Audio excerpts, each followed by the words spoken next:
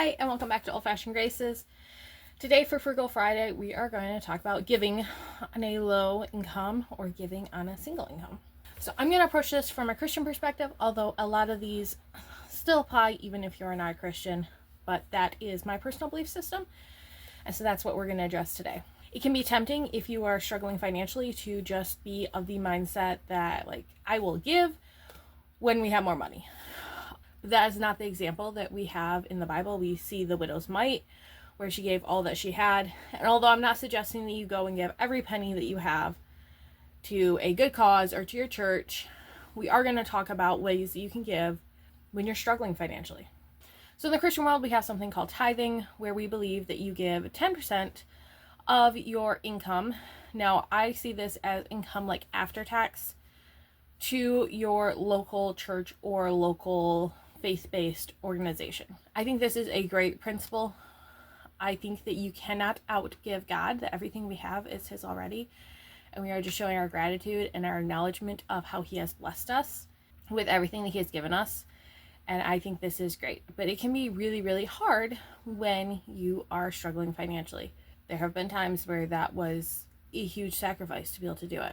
So although I highly recommend that, and I don't have many more tips for that other than pray, trust God, and do that first, this is going to focus more on giving in addition to, or potentially as like a percentage of your tithe, to things that are not your local home church. My husband quit his job this May to be able to be home on the farm full time. We had several grand sitting in a savings account that we knew we could just squeak by if we needed to get into it, but the goal was to not touch it, to have that as kind of an emergency fund, but it was there if we needed it. And he is farming full-time and doing some side work to bring in some extra money.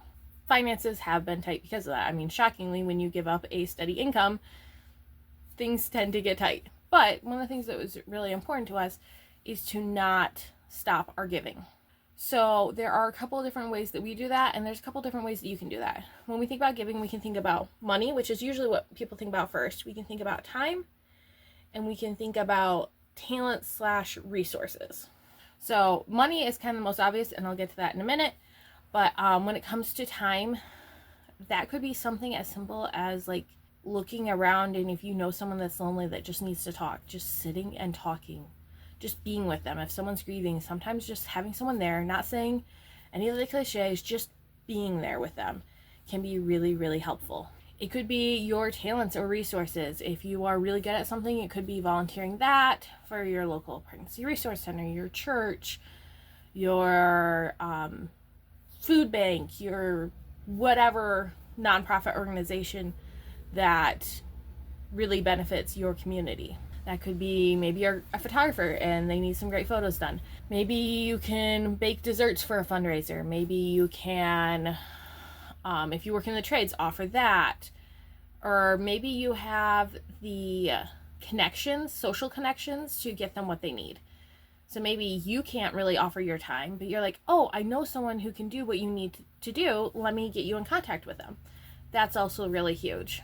And then we have giving of money, which I think is kind of the most obvious, but also can be the hardest if you are struggling financially. So we prioritize giving in a couple different categories. We have our Christian health sharing ministries. Samaritan's Ministries is what we use. And so they have a special prayer need for needs that are not covered for whatever reason by them. A lot of times that's either like dental, or it's something that happened before the people became members. But they still have the bills and they're trying to get some help with that. So we donate to one of those every month because we just feel that the small amount of money that we are donating is not going to make or break us. It is not the difference between being able to cover our mortgage and not. But at the same time, if multiple people do that, that could be the difference between that person being able to cover their mortgage or not. That's really important to us. And the other thing that's really important to us is supporting our pro-life ministries in our area and in our state. So if you will have seen our video about like surprise baby number 5, you will know that we are very pro-life. It is something that is really important to us. In fact, that's kind of one of the things that I knew I was going to marry my husband, was when we talked about the pro-life issue and I realized how pro-life he was. That's also kind of when he knew he wanted to marry me, or at least pursue that deeper relationship, is when we realized how pro-life each other was. So this is one of the most important ministries to us. It's the idea that everyone should have the right to live. We shouldn't kill any innocent human being, no matter how small, no matter how inconvenient. We don't just believe that, we want to support that. And we support it in various ways. We support it financially, yes, through prayer, and occasionally time, depending on what they need and what is available. One of the organizations we love to support because of their effectiveness, because of their heart for babies and women and men who have suffered from abortion, is Protect Life Michigan. It's a really great organization, and we really love them and what they do.